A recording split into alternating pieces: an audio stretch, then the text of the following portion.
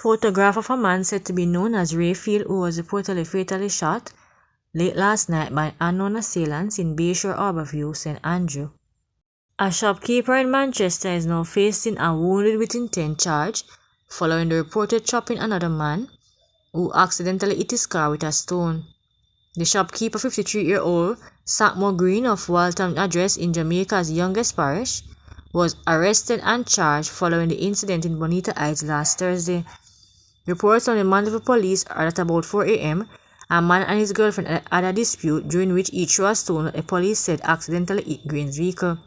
Green reportedly went to make a formal report to the police, returned to the location, and allegedly inflicted several chop wounds to the man. The injured man was taken to hospital for treatment. Green was subsequently arrested and charged with the offense. His court date is being finalized, the police said. A male who is said to be the ex-boyfriend of 16-year-old Tara Alicia Dennis, who was shot dead on Saturday in Little London, Westmoreland, is now in police custody. Anthony Spliffy McNeil, who was named as prime suspect in the killing, surrendered himself to the police on Sunday.